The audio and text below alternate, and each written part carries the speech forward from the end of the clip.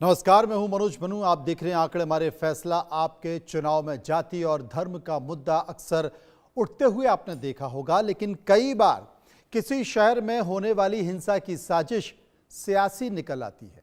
कुछ इसी तरह का एक मामला बिहार के भागलपुर में सामने आया है, जहां पर एक पोस्टर की बेअदबी मामले ने तूल पकड़ लिया है, जिसके बाद हिंसा ने तूल पकड़ा। हालांकि पुलिस ने यहां पर सक्रियता से मामला संभाल लिया। इस पर हम चर्चा करेंगे, अपने मेहमानों के साथ बातचीत भी करेंगे, लेकिन उसके पहले भागलपुर में हुए बवाल पर एक रिपोर्ट देखिए।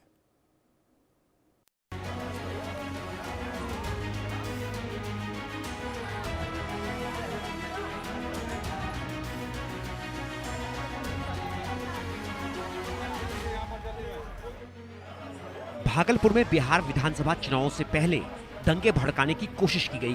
धार्मिक पोस्टर के साथ छेड़छाड़ के बाद भड़की हिंसा ने शहर का अमन छीन लिया है। हालांकि पुलिस ने इस मामले में तेजी दिखाते हुए हालात पर कंट्रोल तो कर लिया, लेकिन देर शाम गिरफ्तारी की अफवाह फैली तो एक बार फिर तनाव पसर गया। भीड़ ने एक दूसरे समुदाय के घरों और दुकानों पर हमला बोल दिया। इस दौरान तोड़फोड़ और लूटपाट की भी कोशिश करने का आरोप लगाया गया है। जानकारी के मुताबिक भीड़ ने काली मंदिर पर पथराव भी किया। घटना हबीबपुर के करोड़ी बाजार की है। हालात पर काबू पाने के लिए पुलिस देर रात तक जूझती रही। ये सारा विवाद आई लव मोहम्मद के पोस्टर से हुई छेड़छाड़ के बाद शुरू हुआ। पोस्टर उखाड़ फेंकने का सोशल मीडिया पर वीडियो वायरल हुआ तो लोग इसके विरोध में जमा होने लगे। सैकड़ों की संख्या में लोग शुद्धि मुखिया चौक पर जमा हो गए और नारेबाजी शुरू कर दी। मौके पर माहौल तनावपूर्ण हो गया। दोनों समुदाय के बीच टकराव की स्थिति बन गई। हालात बिगड़ता देख हबीबपुर और मधुसूदपुर थाना पुलिस के साथ साथ डीएसपी राकेश कुमार और थानेदार सफदर अली दलबल के साथ मौके पर पहुंचे। डीएसपी ने दोनों पक्षों को समझाने की कोशिश की, लेकिन भीड़ उग्र होती गई। ये सब कुछ उस दौर में हो रहा है जब प्रदेश में विधानसभा चुनाव होने जा रहे हैं। जाहिर है, चुनावी मौसम में जाति धर्म का मुद्दा पार्टियों के लिए खाद की तरह काम करता है। ऐसे में भागलपुर का ये तनाव बिहार के दूसरे हिस्सों को अपनी जद में न ले ले, क्योंकि इस घटना के अपने सियासी नफा नुकसान है। एक सवाल घटना की सच्चाई का है। ये महज इंसानी गलती है या फिर सोची समझी साजिश, ये भी तय होना बाकी है। जो भी हो, लेकिन एक बात साफ है कि पुलिस ने इस मामले को भले ही तुरंत डील कर लिया हो, लेकिन इसकी चिंगारी से प्रदेश की सियासत न झुलस जाए, ये भी देखना उसकी जिम्मेदारी है, क्योंकि चुनावी बयार में आग तेजी से फैलती है। ये सबको पता है। Bureau report, India news.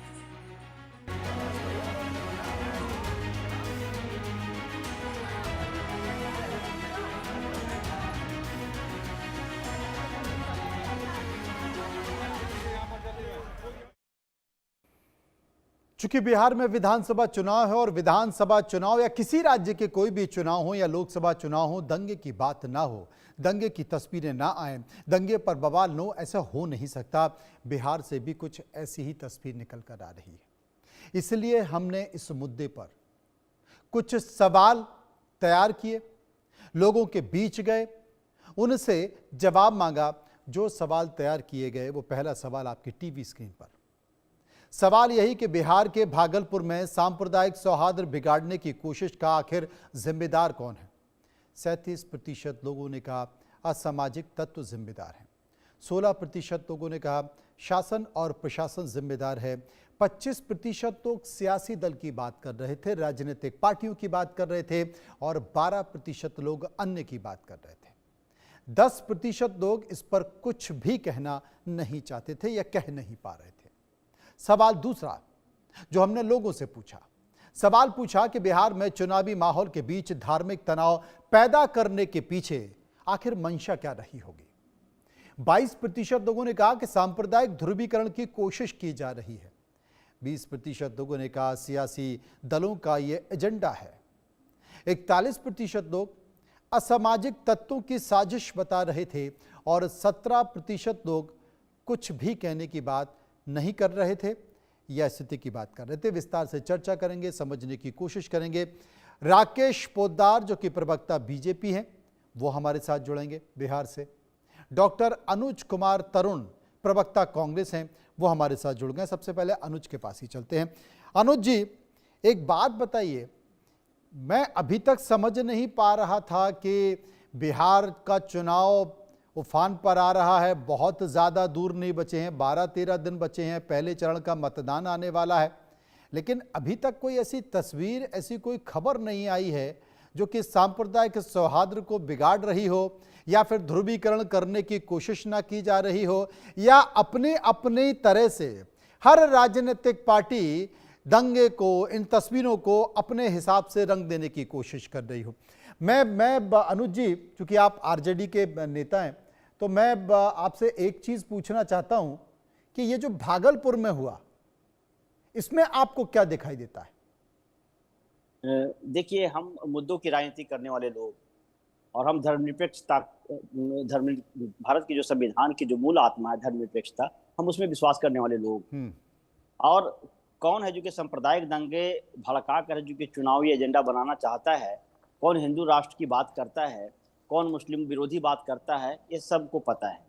तो मैं ये नहीं कहता कि जो बिहार में जो दंगा जो भड़का है उसके पीछे बिल्कुल उन्हीं लोगों का हाथ है जो हमेशा चुनाव से पहले हिंदू मुसलमान के एजेंडे को है जो कि वोट का मुद्दा बनाना चाहते हैं। मैं नहीं कह सकता ये, लेकिन इतना जरूर है कि हम जनता के बीच में, जनता के मुद्दों के साथ हैं और हम बिल्कुल पूरी तरह चुनाव मैदान में हैं मुद्दों के साथ।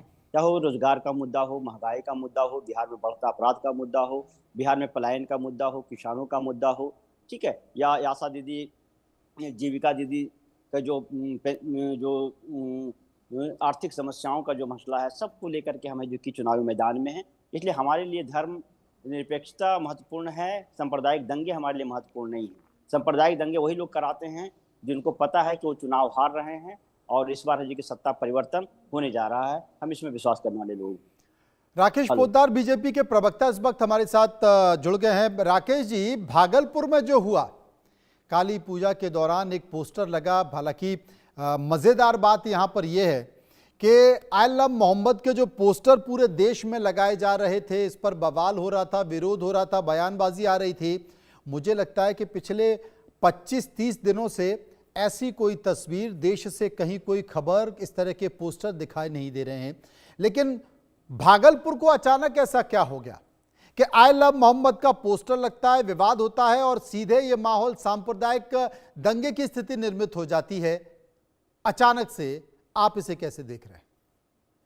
मनोज जी, स्पष्ट रूप से जानने की जरूरत है कि जो चुनाव के मैदान में माई समीकरण लेकर बिहार में आते हैं, यानी माई मतलब मुसलमान और यादव का समीकरण बनाकर बिहार में चुनाव लड़ते हैं।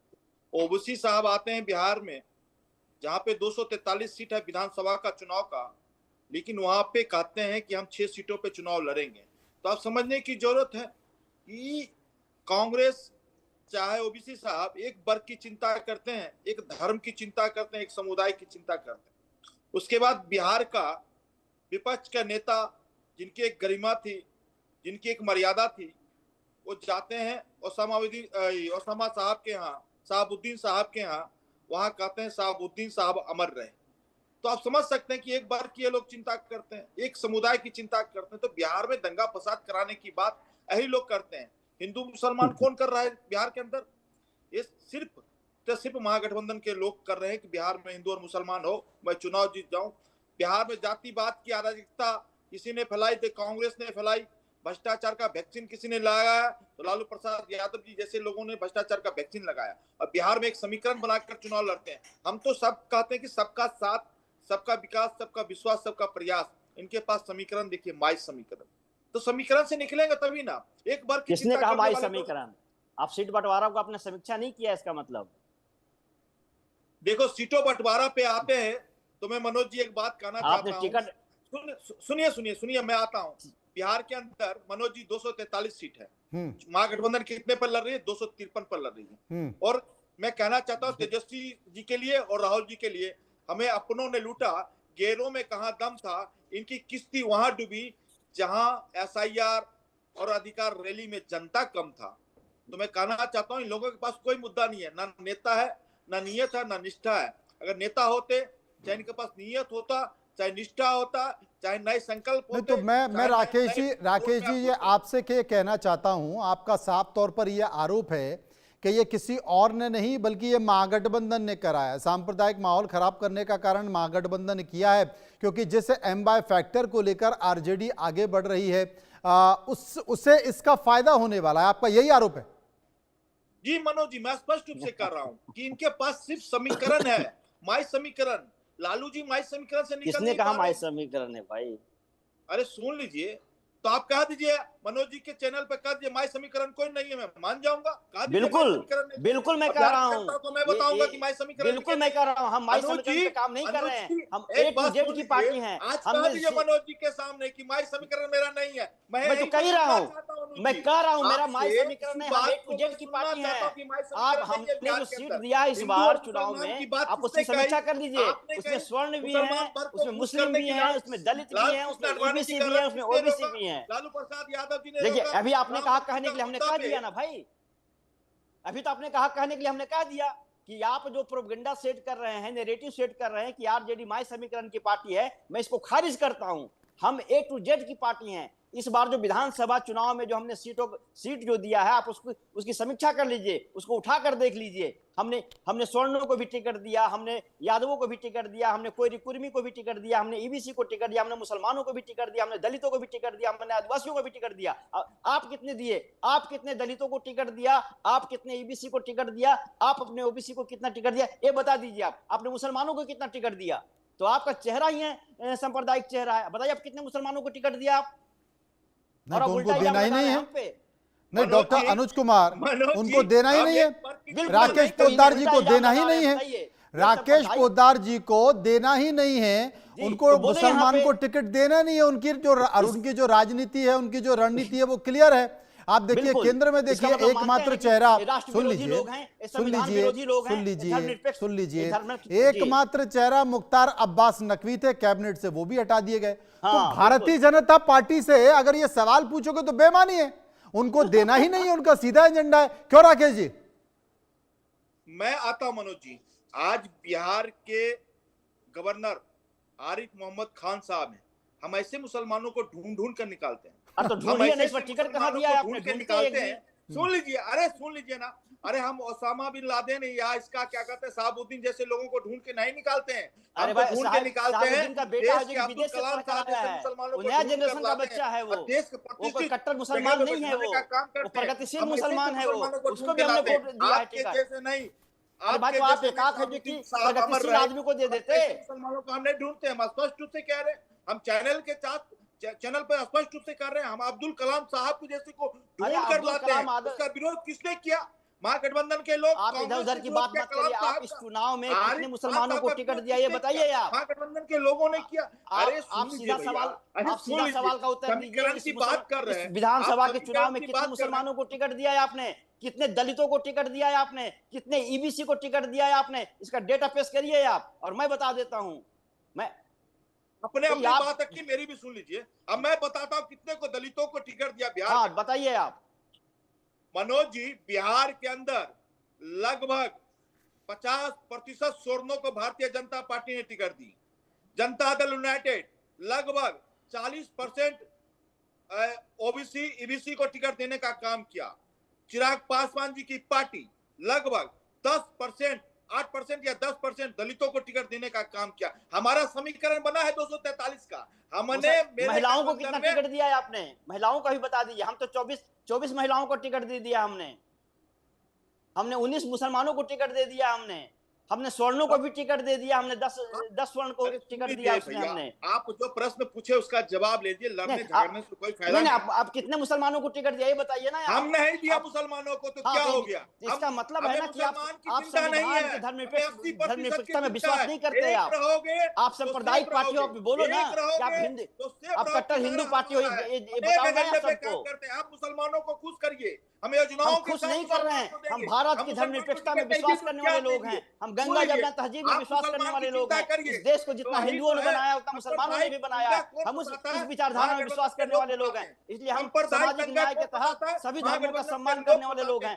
आप बताइए, कि आपका जो हिंदू एजेंडा है बिहार की जनता समझ गई है।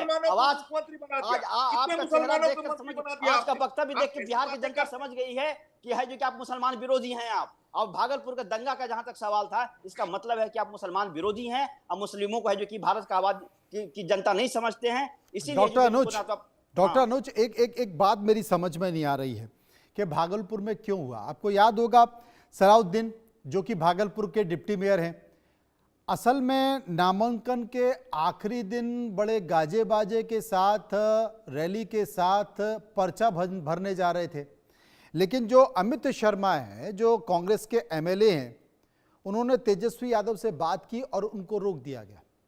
हालांकि बाद में ये लगा कि उनका अपहरण हो गया है, उनका किडनैप कर लिया गया है, पर्चा भरने से उन्हें रोक दिया गया है, लेकिन ये स्थिति साफ हुई तब जबकि उनके खुद पीए ने कहा। और इस बीच जो संजय यादव हैं जो कि झारखंड में मंत्री भी हैं, उन्होंने चूंकि बातचीत कराई थी, तो आपको नहीं लगता कि सलाउद्दीन साहब को रोक दिया गया पर्चा भरने से और कहीं ना कहीं उनको ये चीज़ अच्छी नहीं लगी, चूंकि हिदायत दी गई थी उनको कि पर्चा नहीं भरना है, तो हो सकता है कि कुछ गढ़ लिया हो, कुछ रच लिया हो। देखिए, हो सकता है, तो बहुत ही हो सकता है। हाँ। हमने पहले ही कहा है कि भागलपुर के दंगा का क्या कारण है, मैं इसकी व्याख्या नहीं करता, ना ही मेरे पास पुष्ट जानकारी है इस विषय में। लेकिन हाँ, हमने जरूर कहा था कि चुनाव के समय सांप्रदायिक दंगा कराने का इतिहास किनका रहा है, इस पे हम बात कर सकते हैं। इसलिए भागलपुर की दंगा क्यों हुआ, कैसे हुआ और उस दंगे का स्वरूप क्या था, मैं अभी इसकी जानकारी पूरी तरह से मेरे पास नहीं है, इसलिए मैं इस पे बहुत चीज नहीं कह पाऊंगा। ठीक है, तो और जहां तक हो सकता है तो बहुत चीज हो सकता है, लेकिन हो सकता है बोलने से पहले आप इतिहास देखिए ना, कि अभी इनका वक्तव्य खुद था कि मुसलमानों को टिकट नहीं देते। इसका मतलब ये हिंदू एजेंडा पे काम करते हैं और हिंदू एजेंडा के तहत काम करते हैं, इसका मतलब है कि विरोधी चेहरा है इनके पास। तो ये तमाम तो हिंदू एजेंडे पे तो काम करते ही हैं। आप उनके राजनेताओं के, उनके सरकार में बैठे लोगों के बयानों को सुन लीजिए, वो तो उनका सीधा फंडा है कि भाई हम बहुसंख्यक की राजनीति करते हैं, उसमें कहने की क्या बात है। तो बिल्कुल आई लव मोहब्बत पे दंगा, कॉन्सेप्ट क्लियर है उनका। तो देखिए, कॉन्सेप्ट क्लियर इसलिए मैं कह रहा हूं कि आई लव मोहम्मद लिखने पे, आई लव राम लिखने पे, आई लव हनुमान लिखने पे कोई बड़ी बात नहीं है, लेकिन अगर कोई आई लव मोहम्मद लिख रहा है, उस पर दंगा भड़क जाए, उस पर कोई आपत्ति जता दे, तो ऑब्वियस है कि जो इसके विरोधी चेहरा है वही करेंगे। हो सकता है। राकेश जी, ये खेल आपका रचा हुआ है, डॉक्टर अनुज कुमार आरोप लगा रहे हैं। नहीं, आरोप नहीं लगा रहे, आपने कहा हो सकता है, तो जैसे आपने कहा हो सकता है, तो बहुत चीज हो सकता है।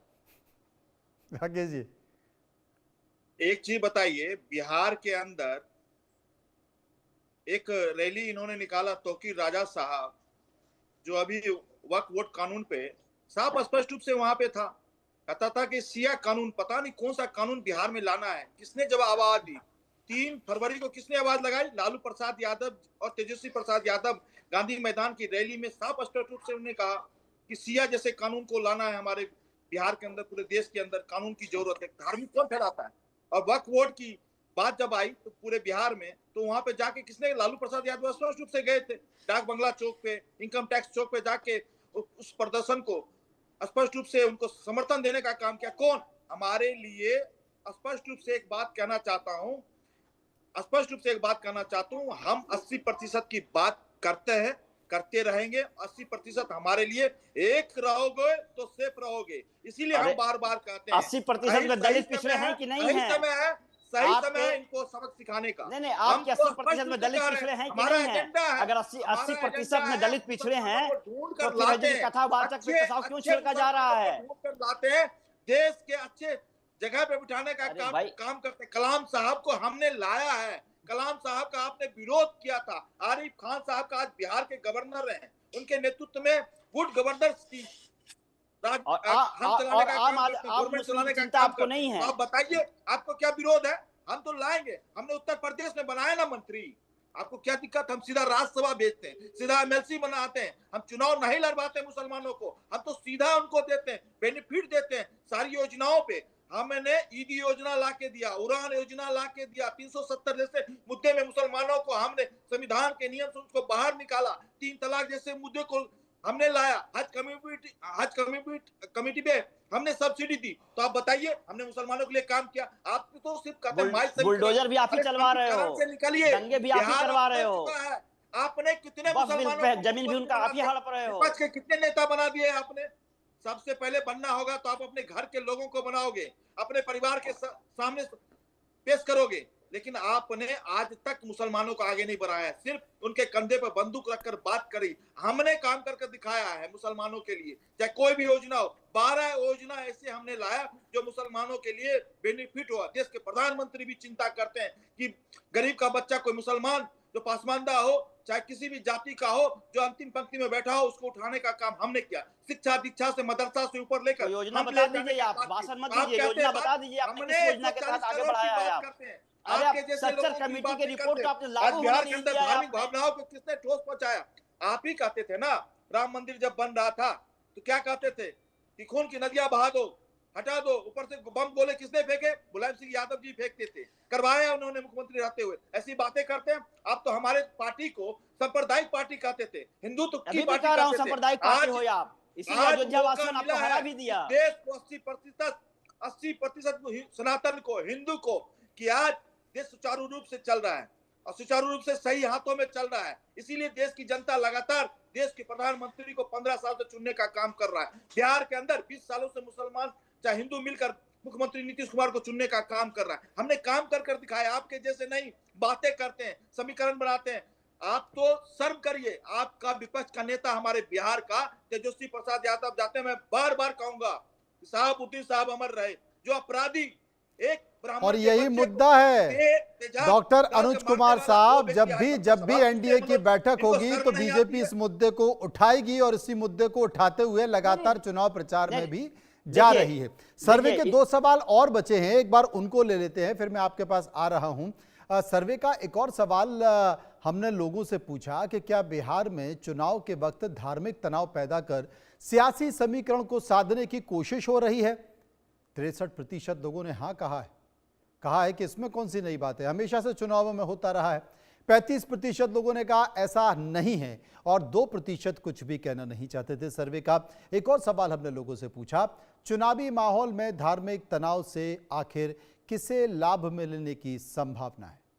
49% लोगों ने कहा एनडीए को फायदा होगा, 19% लोगों ने कहा महागठबंधन को फायदा होगा, 4% लोगों ने कहा एआईएमआईएम को फायदा होगा और 15% लोग अदर्स की बात कर रहे थे। 13% लोग कुछ भी कहना नहीं चाह रहे थे। डॉक्टर अनुज साहब, जो अंतिम सवाल हमने पूछा कि अगर ये धार्मिक उन्माद फैला तो फायदा किससे होगा, यहां पर तो फायदा एनडीए को होता दिखाई दे रहा है। ज्यादातर लोगों ने यही कहा है। देखिए, इस बिल्कुल लोगों के साथ मैं भी हूँ। ये जब भी चुनाव हारने लगते हैं तो ये दंगा फसाद कराना शुरू करते हैं, हिंदू मुसलमान की बात करते हैं। आप देखते नहीं, किसी भी डिबेट में आप चले जाइए, हर 30 सेकेंड के बाद ये भारत पाकिस्तान पे आ जाएंगे, हिंदू मुसलमान पे आ जाएंगे। इनके पास तो विकास का कोई एजेंडा ही नहीं है। हाँ, ये मुसलमान लोग, मुस्लिम जो आइकन हैं, जो इतने वर्षों के बाद जो अपने मेहनत के बदौलत जो आगे बढ़ गए हैं, उसकी राजनीति जरूर करते हैं, उसको अपना फेस बनाते हैं, रेडीमेड चीज तैयार है, उसको अपने अंदर मिला लेंगे और कहेंगे हम मुस्लिम प्रेमी आदमी हैं। लेकिन अब्दुल कलाम आज़ाद को सब इज्जत करता है, हम लोग सब सम्मान देते हैं उनको, लेकिन आम मुसलमानों के प्रति आपकी रवैया क्या है? बुलडोजर किसके घर में चल रहा है ये बताइए? वक्फ की जमीन वक्फ संशोधन बिल के नाम पे किसकी संपत्ति हड़पी जा रही है? मुसलमान की व्यथा कोई सुनने वाला है क्या? नहीं सुनने वाला है। और जो आपके सर्वे के अनुसार जो जनता ने जो आशंका व्यक्त की है कि सत्ता अपनाने के लिए एनडीए हमेशा सांप्रदायिक दंगे करवाती है, इस बार भी करवाने के चक्कर में। लेकिन बिहार की जनता बिल्कुल जागरूक है। बिहार में कहीं दंगा उंगा के चक्कर में आने वाले लोग नहीं है। बिहार की जनता मुद्दों के साथ हमारे साथ है। आपने देखा नहीं, वोट चोर गद्दी छोड़ का जो नारा पूरे बिहार में गूंजा और हमने वोट अधिकार यात्रा शुरू किया था और वो जन आंदोलन में बदल गया। उसमें हिंदू मुसलमान सब लोग थे। तो हम तो गंगा जमुना तहजीब संस्कृति में विश्वास करने वाले लोग हैं। जब हमारे 17 महीने के सरकार में जब हमने 5 लाख नौकरियां दी तो उसमें हिंदू को भी नौकरी मिला, मुसलमान को भी नौकरी मिला, सिख को भी मिला, जो भी थे, जितने भी धर्म के अलग अलग लोग थे, युवा थे, जो बेरोजगार थे, जो त्रस्त थे, सबको हमने नौकरियां दी। तो हमारे लिए धर्म कितनी नौकरियां दे दी आपने? बिल्कुल 17 महीना में हमने 5 लाख कितनी नौकरियां दी? बिल्कुल। बीजेपी तो कह रही है कि नौकरियां आप देते नहीं हो और पहले आपने नौकरी के बदले जमीन ले ली। नहीं, इनके प्रधानमंत्री की तरह 2 करोड़ नौकरी देंगे, ये जुमलाबाजी करते हैं हम लोग। हम लोगों ने 17 महीने के सरकार में 5 लाख नौकरियां दी। और दूसरी का जमीन की बात कर रहे हैं। ये जो सीबीआई का तोता पीछे छोड़ दिए हैं, जो बंद केस था उसको दोबारा खुलवाए हैं और चुनाव के समय उसको सबूत इकट्ठा करके कोर्ट में पेश करवाते हैं। पूरी जनता समझती है। आप देखे नहीं दिल्ली चुनाव में क्या हुआ, वहां समझ गई है जो कि जनता, इसका अरेस्ट जवाब किया देगी क्या? झारखंड में क्या किया गया, यही हाल है जो कि बिहार में करना चाहते थे। जब भी नौकरियों की बात होती है, जब भी 30,000 रुपए देने की बात होती है, तो बीजेपी ये कह रही है कि भाई तेजस्वी यादव तो मजाक कर रहे हैं। राकेश जी, नहीं 5 लाख नौकरी दिए ना हम लोग, ये तो रिकॉर्ड है ना। अरे गांधी मैदान में हम लोगों ने बांटा ना। इन्हीं का मुख्यमंत्री कहते थे ना, पैसा कहां अपने बाप के घर से लाओगे हैं? तो 20 साल के सत्ता में बिहार में इन्होंने क्या किया आप देख लिए। रोजगार की स्थिति क्या है, वहां के शिक्षा व्यवस्था की हालत क्या है, वहां का चिकित्सा का हालत क्या है। वो किसान, मजदूर और विद्यार्थी सभी पलायन कर रहे हैं। विश्वविद्यालय की हालत इतनी खराब हो गई है, सत्र लेट है, वहां के शिक्षकों की संख्या कम है। राकेश जी, लेकिन पलायन का जनक तो वो आप ही को बोलते हैं, आप ही के नेता को बोलते हैं, लालू प्रसाद यादव को बोलते हैं। मैं जिस समय जिस हमारी सरकार थी उस समय बजट कितना था, अभी जब 10 गुना करके बजट दिया गया, उसके बाद 20 साल में आपने क्या विकास किया? आप है जो कि इतिहास के हवाले से वर्तमान को जस्टिफाई करेंगे। आपने 20 सालों में क्या किया? आप SC ST दलितों का स्कॉलरशिप का 8,800 करोड़ रुपया जो कि हड़प कर दूसरे कामों में लगा दिया। आपका तो चेहरा बताता है कि आप है जो कि दलित विरोधी और सामाजिक न्याय विरोधी आदमी है। आप सिर्फ मुस्लिम विरोधी ही नहीं है, दलित विरोधी, मुस्लिम विरोधी, सामाजिक न्याय विरोधी गंभीर आरोप लग रहे हैं। राकेश जी, अब मैं आंकड़ा के साथ बता रहा हूँ, 8,800 जो SC ST स्कॉलरशिप को आना था, आप रिकॉर्ड चेक कर लीजिए। इन्होंने दूसरे कामों में लगा दिया, भवन बना दिया, सड़क बना दिया और विकास योजना गिना रहे हैं ये। मनोज जी, हाँ, इन्होंने कहा मैं रिकॉर्ड के साथ बात कर रहा हूँ। आपने जो प्रश्न पूछा उसका जवाब डॉक्टर साहब ले लीजिए, बड़ा धैर्य से सुनिए। आपको जवाब देता हूँ। 17 महीने की सरकार, उसका मुख्यमंत्री कौन? नीतीश कुमार। जब गांधी मैदान में नौकरी बांटी जा रही थी, अरे वही मुख्यमंत्री कहते थे ना पैसा अपने बाप के घर से लाओगे। तथ्यों पे आइए, तथ्य पे आइए। तथ्य के ही आते उनका संवाद सुन लीजिए आप। उन्होंने क्या कहा? इतना नौकरी कैसे देंगे, पैसा अपने बाप के घर से लाओगे। लेकिन हमारे नेता ने क्या कहा? हम देंगे। हम, क्योंकि हमारे नेता के पास विजन है, उनके पास तो विजन ही नहीं है ना। 20 साल का विजन बता दीजिए। अभी भी जिस विजन डॉक्टर अनुज कुमार साहब 20 साल मुख्यमंत्री रह लिए और आप कह रहे हैं विजन नहीं है। कहाँ है? अभी तो अचेत अवस्था में पड़े हुए, तो संवाद की स्थिति में नहीं है। मजाक है 20 साल सत्ता में बने रहना। 20 साल सत्ता में रहने, विकास कार्य बताइए ना, वही तो मैं पूछ रहा हूं। अरे तो कैसे बन गए?